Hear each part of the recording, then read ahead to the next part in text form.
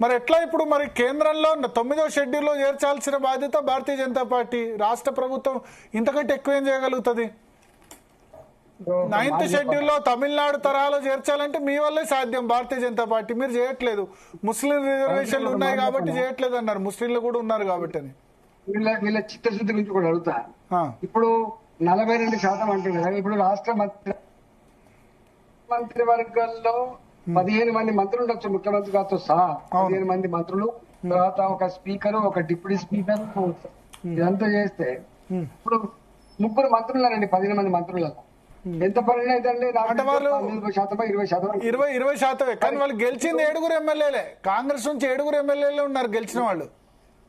లోతులోకి పోతలేను కానీ కనీసం నువ్వు 42% అంటున్నావు కదా, కనీసం 30% అని ఇవ్వలే కదా మీరు. ఒకటి. రెండవది, ఇప్పుడు నామినేటెడ్ పదవులు ఉన్నాయండి. నామినేటెడ్ పదవులలో 42% అయితే నువ్వు ఇచ్చినవా? దానికి ఏ చట్టం అడ్డం లేదు. ఇప్పుడు క్యాబినెట్ మినిస్టర్లు వేసుకునే విషయంలో ఏ చట్టం చెప్పదు రిజర్వేషన్ గురించి. ఇవాళ నామినేటెడ్ పదవుల విషయంలో ఏ చట్టం చెప్పదు రిజర్వేషన్ గురించి. ఎందుకో ఇయ్యలేకపోతున్నావు. ఎక్కడ అడ్డంకి లేని రాజ్యాంగబద్ధంగా అవసరం లేనిటువంటి వాటిల్లో నువ్వు ఇచ్చిన వాళ్ళు చెప్పండి, నీ ఆచరణ తెలుస్తాను కదా. నేను అడుగుతా ఉన్న భరత్ గారు, దేశ చరిత్రలో మోడీ గారు వచ్చిన తర్వాత మాత్రమే ఓబీసీల మంత్రుల సంఖ్య పెరిగినమాట వాస్తవం అవునా కదా? మీరు చెప్పండి. 20 మంది అండి అంతకుముందు కానీ మొన్న కానీ. తొలి రాష్ట్రపతి ఒక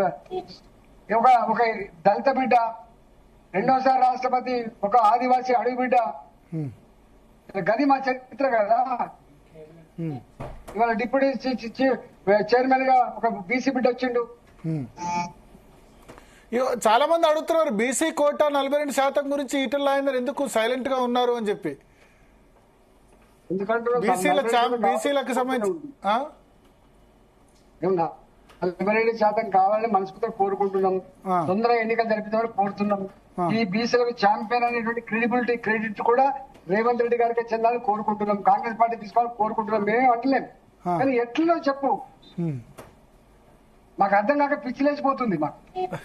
అంటే మీరు బీసీలను చీఫ్ మినిస్టర్ చేస్తా అన్నారు ఎన్నికల ముందు, అప్పుడు ఈటల రాజేందర్ గురించే చెప్పారని అనుకున్నారు. కానీ చీఫ్ మినిస్టర్ సంగతి పక్కన పెడితే బీజేపీ లీడర్ కూడా బీసీని చేయలేదు, రాష్ట్ర పార్టీ అధ్యక్షుడిని కూడా బీసీని చేయలేదు.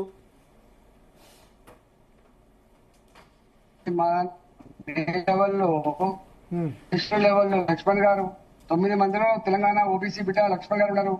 మళ్ళీ బండి సంజయ్ గారు ఉన్నారు కేంద్ర మంత్రుల్లో. ఎందుకు చేయలేండి? ఆ పార్టీ సామాజిక సమతుల్యత పాటించే పార్టీ.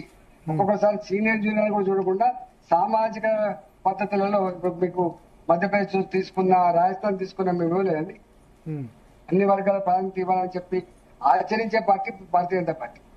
ఓకే, సో ఒకటి ఇది ఇప్పుడు 42% సంబంధించి ఇంప్లిమెంట్ చేయాలంటే ఏం చేయాలి? జీవోనా, 9th షెడ్యూలా, బిల్ పాస్ చేయించడమా, లేదా ఇప్పుడు రాష్ట్రపతి గవర్నర్ సంబంధించి వాళ్ళతో యాక్సెప్ట్ చేయించాలంటే ఏం చేయాలి? అపాయింట్మెంట్ ఇవ్వట్లేదు ముఖ్యమంత్రికి అంటున్నారు రాష్ట్రపతి. అవునా? అది వాళ్ళు చెప్పాలి కదా. రాష్ట్రపతి గారు అపాయింట్మెంట్ ఏమైనా ఉంటారా? ఒక ముఖ్యమంత్రి గారికి వాళ్ళు చెప్పుడు బాగానే ఉంది, మీ అడుగుడు బాగానే ఉంది. జంతర్ మంతర్లో ధర్నా చేశారు అపాయింట్మెంట్ ఇవ్వట్లేదని. వాళ్ళు 2 సార్లు ధర్నా చేశారు, ఒక్కసారి కాదు. ఎన్నోసార్లు పోతుండ్రు, ప్రధానమంత్రి గారిని కలుస్తున్నారు. రాష్ట్రపతి గారి దగ్గర ఏముంటుందండి? మీరు అన్యాయం. రాష్ట్రపతి గారు ఏముంటుందండి? ఇక్కడ కేంద్ర ప్రభుత్వం చేయాల్సి ఉంటది చేస్తే. మరి ఆ కేంద్ర ప్రభుత్వం దగ్గరికి పోవాలి కదా. వీళ్ళు అడగలే. సర్వే అయింది వీళ్ళ సామాజిక తెలంగాణ రాజకీయ, ఆర్థిక, సామాజిక పరమైనటువంటి మొత్తం జనాభా లెక్కలు తీయాలి కదా. తీసిండ్రా వీళ్ళు? చెప్పండి. తూతూ మంత్రంగా ఏదో ప్లానింగ్ కమిషన్ లకు అప్పచెప్పేసి మేము డాటా తీసామని చెప్తా అవుతుందా? తమిళనాడులో చూడండి 21 మందితో వేసిండ్రు. అప్పుడు వాళ్ళు ఎవ్రీ 10 years ఒకసారి వాళ్ళు మళ్ళీ చేసి కూడా మళ్ళీ సబ్మిట్ చేస్తూనే ఉంటారు వాళ్ళు. అంటే వాళ్ళు ఇచ్చిన రిజర్వేషన్ కాపాడుకోవడానికి రాజ్యాంగబద్ధంగా ఏం కావాలన్నా ఆ ప్రక్రియ అంతా కూడా వాళ్ళు చేసుకుంటూ ఉంటారు కాబట్టి దక్కిందండి. ఎంత కమిట్మెంట్ కావాలి వాళ్ళకి కమిట్మెంట్ ఉంది. ఇలా మీకు ఒక మాట చెప్పాలి, తమిళనాడులో స్థానిక సంస్థ రిజర్వేషన్ లేవు, కానీ 60-70% పదవులు నాకు తెలిసి ఇలా ఓబీసీలకు దక్కుతున్నాయి.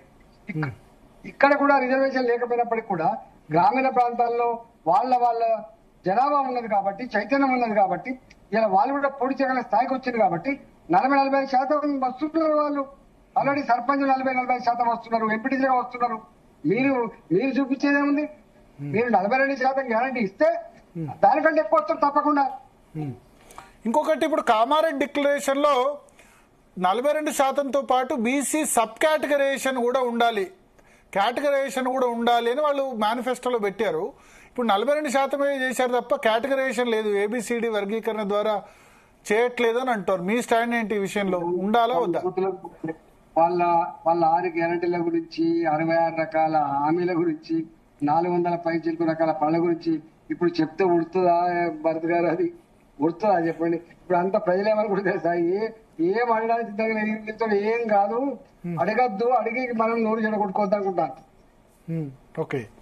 సో ఒకటి, మీ ఉద్దేశంలో బీసీలకు 42% రిజర్వేషన్